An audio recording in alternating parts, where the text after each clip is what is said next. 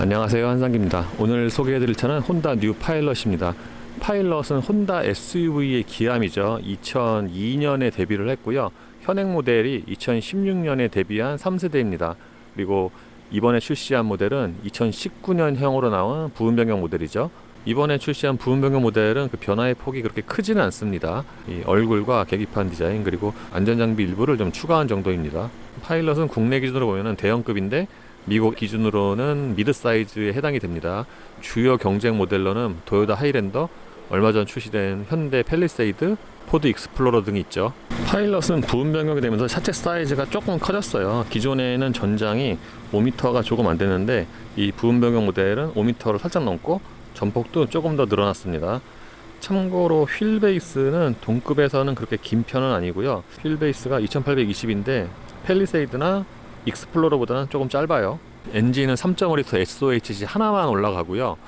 변속기는 6단과 9단이 있는데 미국의 경우에는 투어링과 엘리트에만 ZF 9단이 탑재가 됩니다.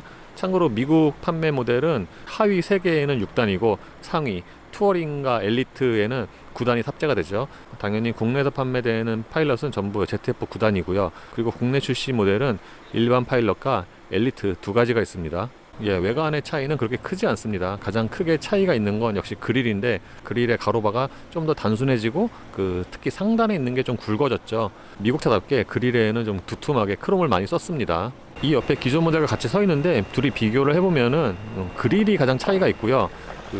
몰딩 정도의 차이가 있네요. 부분 변경이긴 하지만 그렇게 얼굴의 차이는 크지 않습니다. 그리고 이번 시승회에는 여러 대의 차가 있는데 이 중에서는 역시 하얀색이 가장 괜찮은 것 같아요. 좀 검은색은 유달리 좀 CRV의 느낌이 좀 많이 납니다. 차체 사이즈가 어느 정도 있잖아요.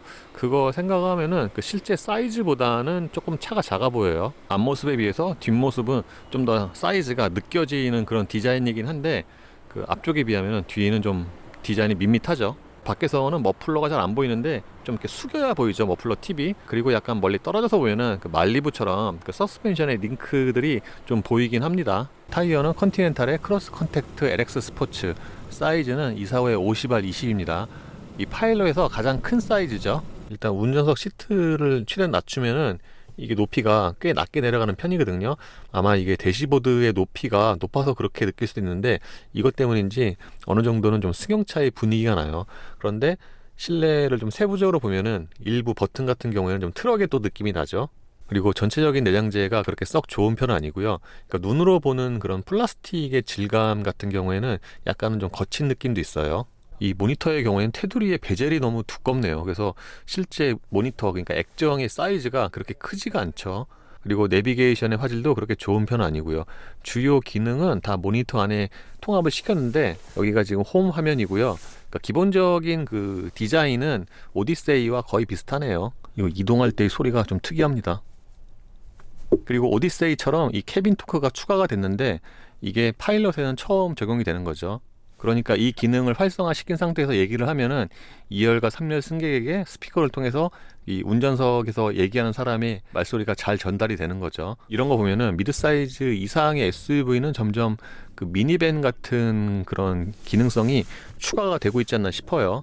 실제로 미국의 경우에는 미니밴 시장이 이제 많이 줄어들고 있죠. 근데 이 아이콘들은 디자인은 예쁘네요. 큼직큼직해서 눈에도 잘 들어오고. 여기서 뒷좌석 엔터테인먼트를 설정을 할 수도 있죠. 지금은 후방 카메라 화면인데 일단 모니터가 크지도 않지만 화질이 좀 많이 떨어지죠. 이렇게 화면을 전환을 할 수도 있는데 확실히 서라운드 뷰보다는 아무래도 좀 부족하죠. 공조장치는 눈에 좀 잘 들어오는 편이죠. 버튼의 크기가 조금 작은 감은 있는데 눈에는 되게 잘 들어와요. 그리고 1단만 틀어도 소리가 좀 큰 편입니다. 이 버튼 같은 경우에는 좀 투박해 보이는데 실제로 만졌을 때는 눈에 보이는 것만큼 그렇게 투박하진 않아요. 누르면은 약간 좀 푹신한 그런 조작감입니다. 이 기어 버튼 앞에는 무선 충전 패드를 겸한 이 수납 공간 있죠. 이렇게 올려만 놓으면은 자동으로 충전이 시작이 되고요.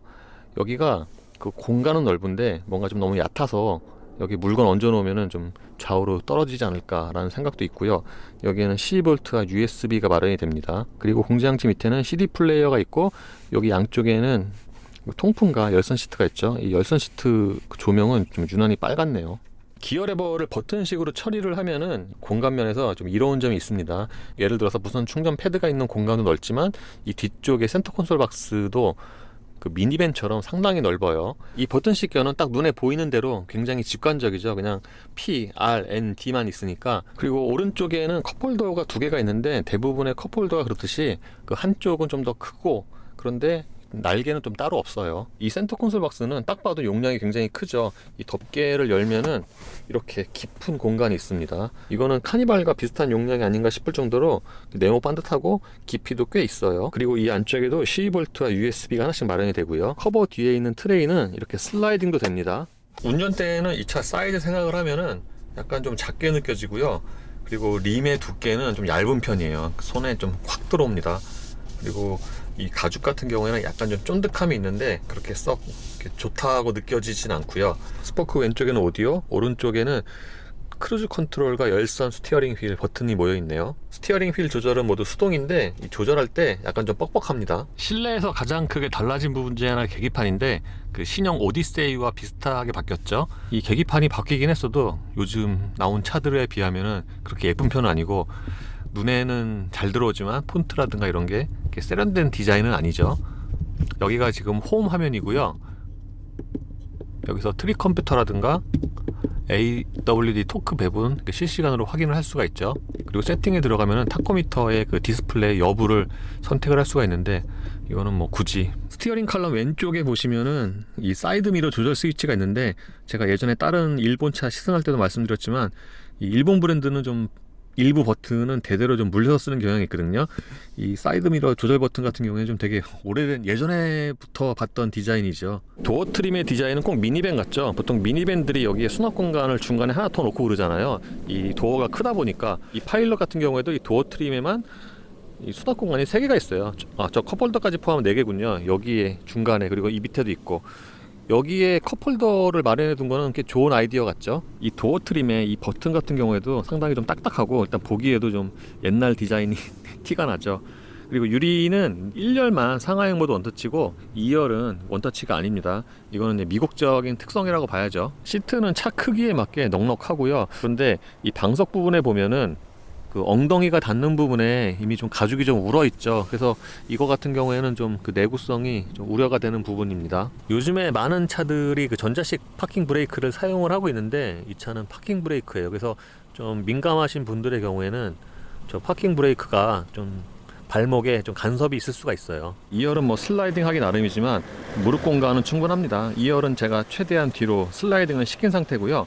이 상태에서 제가 앉아보면은 3개는 들어가요. 그러니까 2열의 공간 아주 충분하고요. 반면에 2열을 최대한 앞으로 슬라이딩을 시키면은 여기에 주먹이 딱 하나가 꽉 끼게 들어가죠. 이렇게 상황에 따라서 2열은 슬라이딩을 하면 되죠. 그리고 2열의 등받이 각도는 이 정도로 뒤로 뉘어지는데 그렇게 넘어가는 각도가 그렇게 많지는 않죠. 2열 승객을 위해서는 여기에 별도의 공조장치가 있고요. 열선은 3단계고 이 밑에는 USB 단자가 2개가 마련이 됩니다. HDMI도 있고요. 그리고 가운데 콘솔에는 컵홀더 2개가 있고요. 그 2, 3열 승객용 헤드폰도 마련이 되죠. 2, 3열 승객을 위한 모니터는 여기 천장에 마련이 되어 있고요. 이 메뉴가 넘어가는 그 속도가 그렇게 반응이 그렇게 빠른 편은 아닙니다. 그 실내의 구성을 보면은 미니밴 같은 구석이 좀 많은데 예를 들어서 이 컵홀더도 굉장히 많아요. 2열의 도어 트림에도 여기 컵홀더가 2개나 있죠. 2열 승객을 위해서는 여기 블라인드도 마련이 되고요. 유리는 끝까지 내려갑니다. 예, 승객이 3열로 들어갈 때는 여기 버튼을 이렇게 한 번만 누르면 됩니다. 그러면 이렇게 앞으로 슬라이딩이 되고 여기서 조금 더 밀어야죠. 손으로는. 예, 지금 2열 시트에 여기 김준 선배가 앉아 계시는데 주먹이 2개 들어가고 그러니까 레그룸은 충분한 수준이죠. 이 상태에서 제가 3열에 앉아 보면은 당연히 무릎 공간은 거의 안 나오는데 생각보다는 3열의 공간이 꽤 괜찮네요. 여기가 무릎 공간이 없긴 하지만 기본적으로 이 3열 시트가 물론 1, 2열만큼은 아니지만 그 크기가 좀 넉넉한 편이에요. 그래서 3열의 거주 공간은 생각보다는 좀 괜찮다고 말씀을 드릴 수가 있겠습니다. 보통 SUV의 3열은 형식적인 경우가 되게 많잖아요. 근데 이 파일럿의 3열은 시트 자체가 크기가 넉넉해요. 약간 좀 평평하긴 한데 보통 3열 시트는 이 쿠션의 길이가 좀 짧잖아요. 근데 이 차는 3열 시트의 쿠션의 길이도 웬만큼 있는 편이라서 3열에는 성인이 충분히 앉을만 한 것 같아요. 그리고 등받이의 각도도 너무 고추선 편이 아니라서 전체적으로 3열의 거주성을 보면은 생각보다는 굉장히 훌륭하다라고 말씀을 드리겠습니다. 3열의 양쪽에는 컵홀더가 3개씩 있어요. 이게 지금 하나, 둘, 3개고요. 송풍구도 벽에 하나씩 붙어 있죠. 제가 앉았을 때 3열의 무릎 공간이 이 정도이면은 2열은 이 정도의 무릎 공간이 생기는데, 이 정도면은 2열과 3열 모두 어느 정도는 그 성인이 괜찮게 앉을 수 있는 공간이 아닌가 싶습니다. 3열 승객이 나갈 때는 이렇게 버튼 한 번만 누르면은 이렇게 2열이 자동으로 이렇게 슬라이딩이 되죠. 그래서 이 정도의 공간이 생깁니다. 3열 시트까지 모두 사용한 상태에서의 트렁크 용량은 이 정도인데, 3열 시트까지 모두 사용했다는 것을 감안을 하면은 이 기본 트렁크 용량이 괜찮은 편이죠. 이 노트5로 비교를 해보면은 이게 한 3개 정도가 들어가는 길이 같아요. 그리고 왼쪽 벽에는 12V가 마련이 되어 있고요. 양쪽 끝에도 다 이렇게 수납 공간이 마련이 되어 있죠. 그리고 여기 고리도 있고요. 커버를 드러내면은 여기 밑에도 꽤 깊은 용량의 수납 공간이 있습니다. 이것도 꽤 유용하게 사용할 수 있는 공간 같죠. 3열 시트는 전동은 아니고요. 이 줄을 잡아당겨서 이렇게 밀면은 이렇게 접힙니다. 보시는 것처럼 트렁크 바닥과 저 3열 시트가 거의 일직선으로 쭉 이어지죠. 공회전 소음은 꽤 조용합니다. 밖에서 들으면은 이 차가 외기 소음은 좀 크거든요. 그런데 안에서 들으면은 이 엔진룸에 방음을 잘해서 그런지 공회전 소음은 꽤 조용하고요. 보통 가솔린 차에서 기대하는 그런 공회전 정수성이 있잖아요. 그거는 충분히 만족을 한다고 생각이 됩니다. 그리고 가솔린 차답게 진동도 거의 없고요. 운전대로는 진짜 아주 가늘게 있는데, 이거는 진짜 민감하신 분이 아니라면은 뭐 크게 거슬리진 않을 거예요. 그래서 공회전 소음과 진동 대책은 꽤 좋다고 이렇게 말씀을 드릴 수가 있겠습니다. 하체의 승차감은 좀 포근한 편이고요. 가속할 때에는 보통 이제 앞으로 좀 숙였다 시소를 탄다고 하잖아요. 그런 현상이 조금 있어요. 근데 뭐 이 차 사이즈를 생각을 하면은 뭐 감안할 수 있고, 반면에 이 차가 보기보다는 또 그렇게 무겁지가 않아요. 그 공차 중량이 2톤이 안 되거든요. 정숙성의 경우에는 전체적으로 괜찮아요. 엔진 소리가 좀 고회전을 썼을 때 많이 들어오긴 하지만 그 하체의 방음은 괜찮습니다. 그러니까 타이어의 소음이 대략 뭐 90km, 100km, 우리가 주로 고속도로에서 사용하는 속도 있잖아요. 그 속도로 달려도 타이어 소리가 실내로 들어오는 그 양이 많진 않아요. 반면에 엔진 소리는 그 특정 RPM 대략 한 2500 정도라고 생각이 되는데, 그 회전수를 기점으로 해서 소리가 좀 달라져요. 지금처럼 뭐 2000rpm 이하로 달리면은 엔진 소리는 거의 안 들리죠. 타이어 소리만 들리는데, 지금처럼 2500rpm이 넘어가면은 엔진 소리가 좀 커지죠. 그 엔진 소리가 커지는 건 뭐 당연한데, 음색이 좀 베이스 톤으로 쭉 깔려요. 이 엔진 소리가 아주 매끄러운 뭐 베이스 톤이 아니라 약간은 좀 거칠은 느낌. 그러니까 음색으로 보면은 좀 스포티하다고 생각이 될 수도 있습니다. 재밌는 게 약 한 5500rpm 넘으면은 엔진 소리가 더 스포티해져요. 전 그래서 5500rpm 이하보다는 그 이후에 나오는 그 엔진 소리가 훨씬 더 듣기가 좋네요. 소리가 좀 이런 SUV에 쓰이는 엔진 같지 않고 뭔가 좀 더 머슬카 같고 스포츠카 같은 그런 소리가 나요. 참고로 이 엔진은 3.5L SOHC죠. 요즘에는 거의 다 대부분 DOHC를 쓰고 있는데, 혼다는 아직도 SOHC 4밸브를 쓰고 있죠. 그래서 보통 통상적인 DOHC보다는 그 엔진 소리가 좀 다른 것 같아요. DOHC는 보통 약간 좀 고회전에 카랑카랑한 음이 나잖아요. 근데 이 차의 엔진은 그 고회전으로 돌려도 소리는 커질지언정 그렇게 고회전보다는 좀 베이스 톤으로 깔리는 음이 발생을 합니다. 그래서 특히 저는 이 엔진 회전수 높였을 때의 그 소리가 참 좋은 것 같아요. 그리고 SOHC 엔진 치고는 급가속을 했을 때 사용하는 회전수도 대략 6000rpm 넘어서 그 변속이 되거든요. 그러니까 생각보다는 회전수도 좀 높게 사용을 합니다. 차선 유지 장치의 핵심은 차선 가운데로 처음부터 좀 잘 지키고 가느냐, 그게 핵심인데, 이 차는 전체적으로 잘 지키는데 약간 좀 이렇게 옆으로 좀 붙는 경향은 있어요. 그러니까 처음부터 차선 가운데로 잘 잡고 가는, 그렇게 미세하게 조정을 하는 게 아니라 주행을 하다 보면은 이쪽으로 어느 정도 약간 좀 붙기 시작할 때, 그때서야 좀 이 스티어링 휠을 조절을 해서 중심을 잡는 것 같아요. 차선 가운데로 잡고 가는 능력 자체는 괜찮은 편입니다. 유지 시간은 대략 한 15초 정도 되는 것 같아요, 대략. 그리고 그 시간이 지나면 지금처럼 그 주황색으로 스티어링이 리콰이어드라고 표시가 뜨고요. 지금처럼 이게 차선이 붙었을 때 스티어링을 조절을 하잖아요. 근데 다른 브랜드 또는 다른 차와는 달리 이 스티어링을 이렇게 조절을 하는 게 좀 너무 이렇게 약간 좀 경망스럽지 않나. 이거 오디세이도 그랬던 걸로 제가 기억을 하는데, 변속기는 ZF의 9단인데 대체적으로 무난하네요. 보통 BMW나 그 유럽 브랜드에 쓰이는 그 ZF처럼 그렇게 빠릿빠릿한 느낌은 아니거든요. 어쨌든 그 유럽 브랜드는 물론 그 오디세이에 쓰이는 10단 있잖아요. 그거보다는 뭔가 이렇게 그 성능 자체가 좀 무난한 것 같아요. 그런데 9단이면은 그 기어가 되게 많잖아요. 그래서 변속이 되게 자주 일어나는데, 그 일상적인 환경에서는 지금 변속이 되고 있는지 안 되고 있는지는 잘 이렇게 느끼기 힘들 만큼 굉장히 부드럽게 이루어져요. 물론 급가속을 하고 그러면은 변속하는 느낌이 있긴 하지만, 이 정도면은 그 변속 충격은 굉장히 잘 처리를 했다고 말씀드릴 수가 있겠습니다. 요 계기판을 통해서는 그 AWD 앞뒤 토크 배분을 실시간으로 확인을 할 수가 있는데, 지금처럼 발을 떼면은 당연히 동력이 전달이 안 돼서 여기 눈금이 아무것도 없죠. 그리고 천천히 밟으면은 지금은 저속이어서 그 앞뒤 모드의 토크가 배분이 되는데, 어느 정도 일정 이상의 속도로 올라가면은 그 크루징 시에는 거의 앞쪽으로만 토크가 배분이 됩니다. 그러니까 불필요한 연료 소모를 줄이는 거죠. 그리고 급가속 때는 당연히 그 리어 엑슬로도 토크가 더 많이 배분이 되고요. 확실히 시트는 그 멈춰 있을 때 앉은 거랑 지금처럼 운전을 해보면 느낌이 좀 많이 다르네요. 아까는 그 시트가 좀 넉넉하다고 느꼈거든요, 크기가. 근데 생각보다 운전을 해보니까 그 이제 성인 남자 기준으로 그렇게 아주 넉넉한 것 같진 않아요. 그리고 3열과 비교해서 이 쿠션의 길이가 있잖아요. 그렇게 차이가 안 나요.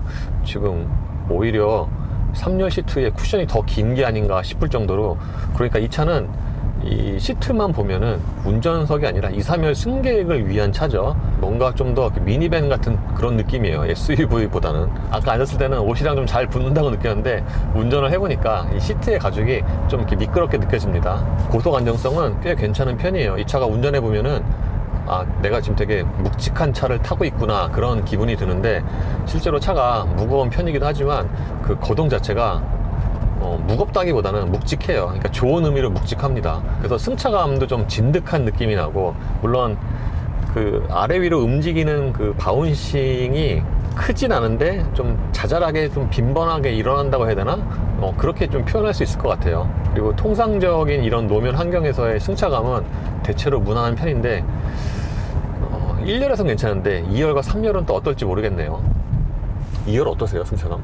승차감 나쁘지 않고요. 제가 노트북을 켜놓고 이렇게 자판을 두들기는데도 엉덩이가 흔들리거나 팔이 흔들리거나 하지 않고 글자를 정확하게 칠 수 있을 만큼 편안합니다. 근데 실제로 이 차가 1열보다는 2, 3열의 승차감이 더 좋을 수도 있을 것 같아요.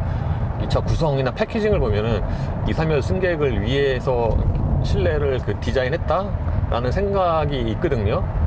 그래서 실제로 서스펜션 같은 경우도 2, 3열의 승차감이 더 좋을 수도 있다는 생각이 드는데, 그리고 장점 중에 하나가 역시 운전의 편의성인데, 이 차가 기본적으로 차가 높잖아요. 시트 포지션이 차 크기 대비해서 좀 많이 내려간다고 생각이 되는데, 그걸 감안을 해도 그 전방의 시야가 굉장히 좋습니다.